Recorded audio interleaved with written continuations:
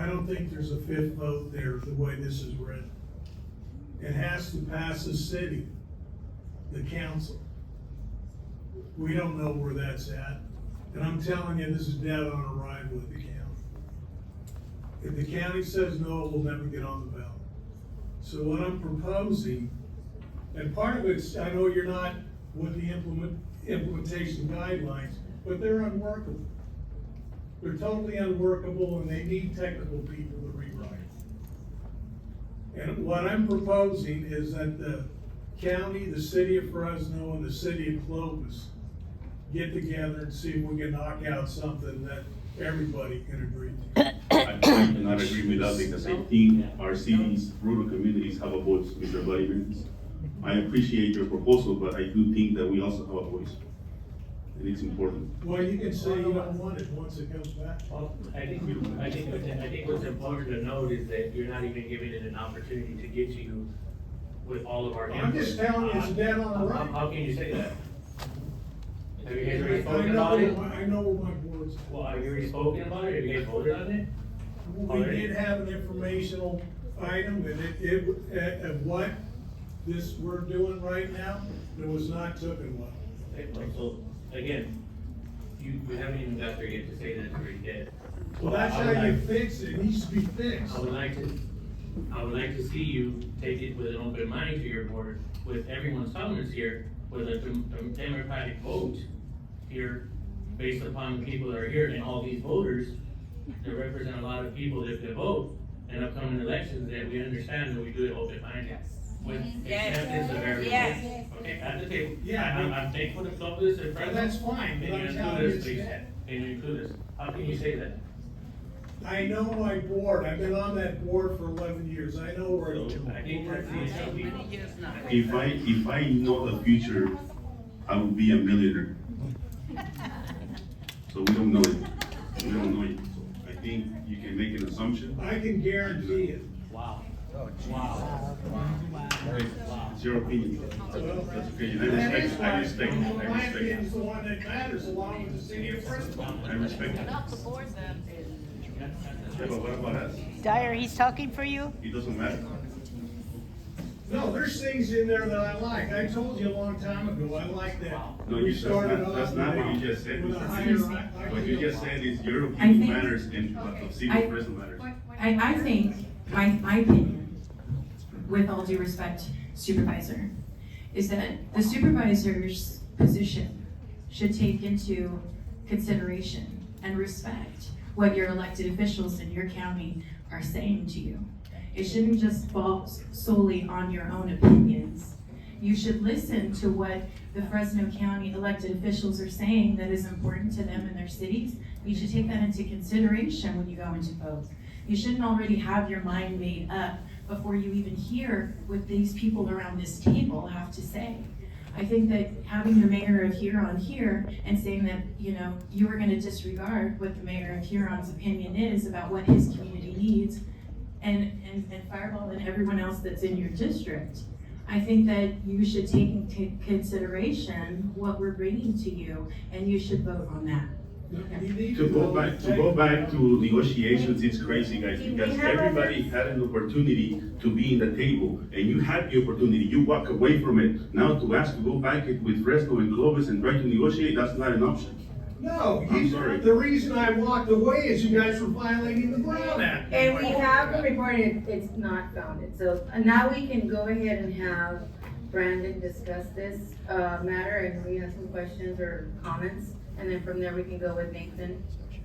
Yeah, just, two things. One, Kingsburg in this last one, although we're a small town, we were factored in this. We were factoring it because we didn't think that the numbers made too much sense. When I look at this now, my concern is regional is very underfunded in this. And I say that even these towns that are saying we didn't have anything that was done for us regionally, promises were made, but promises weren't kept, I respect that. But I do want you to look at it a little bit through a lens of, are people in your town utilizing these things that were done through regional projects? It may not have led right up to the doorsteps of your town, but some of these things are Herndon and Shaw corridors, the Veterans Boulevard. These projects are used by a lot of people. And if you look at what regional projects support, it has to get funded, because I respect the 10.1 million riders that you have on FedEx. 10.3, sorry. But at the same time, if you look at all these regional projects, how many passengers and riders are we talking about in that? It's gonna be 10, 20x that number. So these regional projects can't go unfunded. These are important projects. The way that it sits right now, for me, the regional is just too underfunded for this to make sense. And I think when we look at this through the lens of, we do all benefit from regional projects, that's why it's called regional, that moves the needle a little bit for me. I don't love it for Kingsburg as it sits, but without there being more money in regional, it's just gonna be harder for all of the people in my town, the people in our small towns to get from point A to point B. You know, we talk about our lower income people, the people that need rider, the people that need the facts and all that stuff, and that's true, it needs to get funded. But that doesn't mean that our low income people that are trying to get to Fresno shouldn't have regional projects to get them there.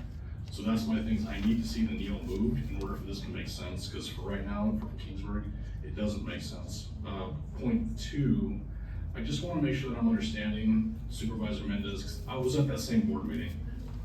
I just wanna make sure that what you're saying is, let's say that we pass this tonight, in theory. It goes to transit, it goes to the city, it goes to the county. County says no. If county says no, what's the next thing that happens? Does it come back to us? Or does it Okay. die? What's the The thing that takes place? clarification on that, you're only voting on the percentages, they haven't even worked on the guidelines yet, so that's not complete yet. Correct, I'm asking for procedural, what happens with that? If it does in fact play out the way the Supervisor Mendez said, if we come to resolution here, city comes to resolution, transit comes to resolution, and the county fails it, what happens? It goes back, To it goes who? back here. Right, effectively, you would have the option of essentially starting over, tweaking it, or letting it go. I mean, at that point, so the statute specifies that it requires an approval by the Board of Supervisors and also a majority of the jurisdictions. This is a vote by resolution. The Board of Supervisors and a majority of the jurisdictions representing a majority of the population. So the Board of Supervisors is called out separately from the majority of the jurisdictions, all the other jurisdictions, the other 15. So from there, it goes, assuming it were to pass both of those obstacles, then it would go to the FCTA board and then back to the Board of Supervisors a second time for ratification for the ballot. Or the city of Fresno can kill it because of Of the population, yeah. Majority of the Right. population. That's the only point I was trying to make. Oh, Nathan, I'm sorry. Yeah, I just want to clarify that, I completely understand that everyone has their own needs. I understand the needs of Fresno, you know, that, I was not aware you guys are subsidizing the school district. I wasn't aware of that, that's interesting. And I do very much appreciate, Fresno and Clovis both, when it comes to lower amounts of money giving in for the rural places.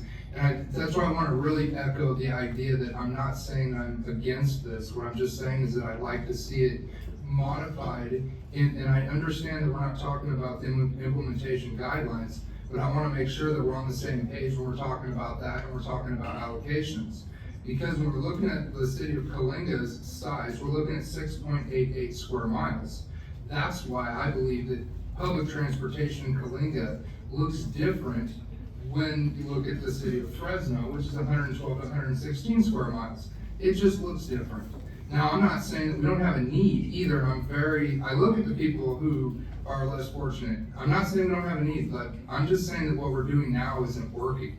So I just want to see something that is flexible.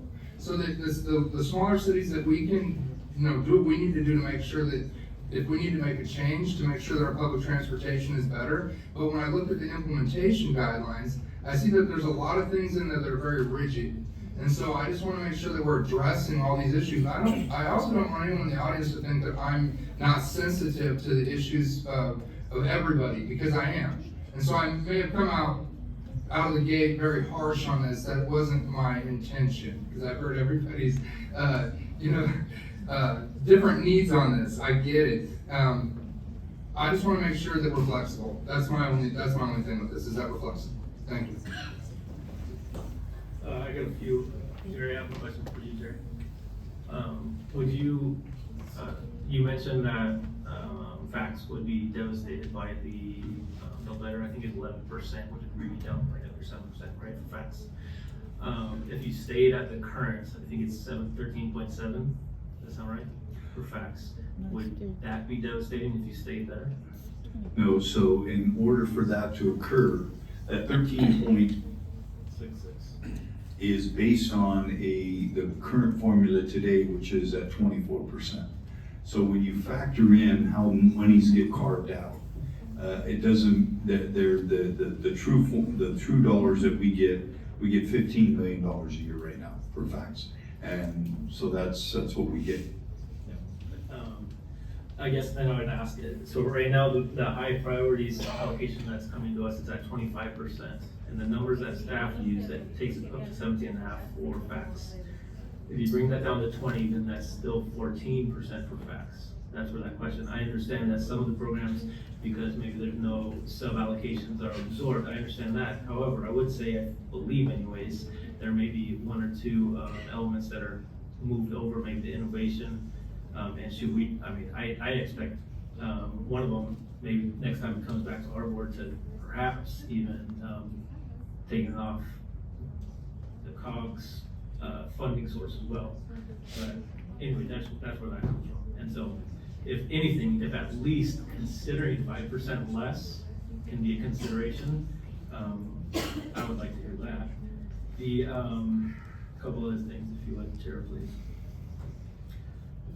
For Reedley, I don't know how much it makes sense. I got these numbers from staff from COG, but 1 to 2% of the county population uses buses as a mode of transportation. 1 to 2% of the whole county population.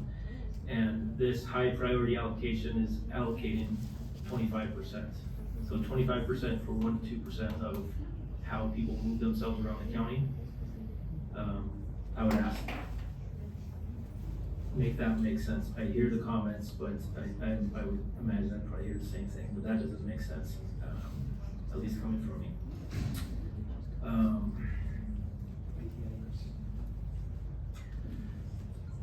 I've heard that the basically 4% for regional connectivity is fine, but Chandler and FY, so 4% for regional connectivity. I've been told that 4 to 6 projects can be done.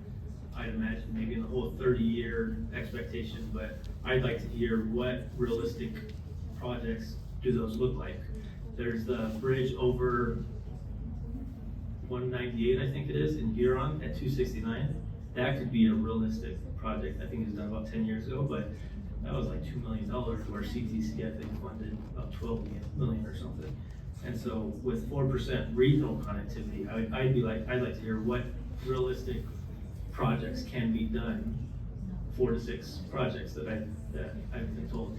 I'm gonna get everything out real quick, if you don't mind.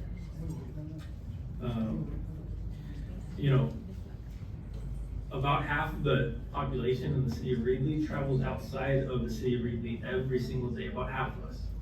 And I would argue that probably the other all 13 of the cities in the county, not including Fresno and Clovis, I bet you we're all bedroom communities. But I'll just talk about Reedley. Half of our community every day travels outside the city of Reedley. Manning Avenue is great because of that allocation for regional connectivity. I would love to see Reed Avenue, 180 to Reedley be done again. That would be regional. Reach, Orange Cove, Parlier, parts of east side of Sanger, even Dinuba and Tulare County. But we can put our blinders on. Just look at the city limits. This is a great allocation, 65%, not even including ATP. But when half of my population in the city of Reedley travels outside the city of Reedley and depends on those other roads, I bet you folks from Clovis just getting here probably goes through county roads, through regional connectivity type of roads, not to mention their own roads and the city of Fresno roads, just from Clovis. And y'all are connected And so the 5% for regional connectivity is a huge flag for me, as well as what I've already mentioned. I would like to hear also, we have our District 6 director here, and I mentioned that for staff, but if there's anything that can be added from our District 6 Caltrans director on thoughts on regional connectivity, I'd like to hear from him as well. I've heard a number so briefly, and I think it's common for all local jurisdictions, but we're able to leverage our funds about 4 to 1 on our Measure C funds. We have over 10 million, we've leveraged about over 40 million for the city of Breathe. It's great in the tenure of the measure. I've heard a number that the regional number is 7 to 1. And say again, we're looking at 5% for that regional number.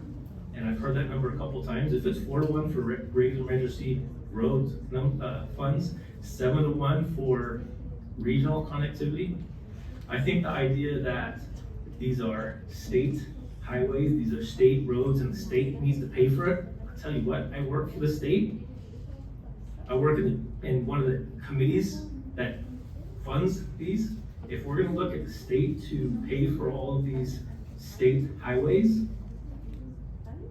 one of the first things that Robert told me early on this year is watch that regional number, because if we may be good for the next 10 years, but after 10 years, if that regional number is not high enough, our state capacity, freeways, transportation corridors are going to start deteriorating. This 4% for that is, in my opinion, is blaring. We need to focus on that. Exactly what I heard early on from staff here. Self-help counties, there's one county around here that I know of that's not a self-help county. It was on that report that the surveys came out in Kings County. They were relatively low on that number. 4%, does that really keep us as a self-help county? I don't see it. I don't know how many projects can actually be done with 4% other than perhaps surveys. Furthermore, no one put it all out, but I don't want to talk again. Is we got this letter, and my opinion, Victor, these are experts. We have previous directors, we have previous COG directors, FCTA directors, and a number of Caltrans experts. I like to hear from the experts. I don't consider myself an expert. I don't necessarily consider any of us except for perhaps staff, and that's who I would like to hear from. We got this letter. I don't necessarily agree with all these numbers. I think I agree 11% is not realistic for public transportation. But I may think the same thing about 25%. I would like to hear from them if they would like to speak on their letter. Well, we can start with the questions that were asked first with Robert, and then whatever other questions that you can Once answer. we open it to public comment, then they can have the opportunity to talk. No, he's already. No, I mean, the experts. No, that's Michael, right? Navarro, right? I don't think you consider me an expert, maybe. Okay, well, let's just go with what, for you to answer. Michael's gonna need another Mountain Dew for this. Okay, so if I understood the questions correctly, okay, so starting with the last question then? Is that? Go from the beginning. Okay, well, okay. So, the first thing I understood was with regard to the public transportation, the proposal here, as Mayor Dyer alluded, is, under the current measure, to clarify, 24% of the current measure is allocated toward the public transportation category. However, it is then further subdivided into multiple programs. So of the 24%, about 19.6% go to the 3 transit agencies under the current measure, and then the remainder is divided among other smaller categories or programs, including senior script, carpool, van pool, and ag van pool. Under this proposal, 25% goes completely to transit agencies entirely, but those sub-programs are then folded in as eligible expenditures that would be dealt with as under the implementing guidelines, which are only in draft form at this point, to be addressed, through, that mechanism, through the public transit agencies. Right now, those, programs that I mentioned, Senior Script, the Ag Van Pool and the Carpool Van Pool rideshare programs are administered, at Fresno Cog. Under the, regional program, right now, as it stands, and I know this is not, on the agenda tonight, but, just for your information, the implementing guidelines as they sit today, the draft version, contemplates no projects, right now, and simply says those are to be identified later for the kind of the reasons you mentioned. We're not sure what would be funded. We envision a competitive program to deal with that, and there's an ongoing conversation about what kinds of projects could be funded using regional dollars.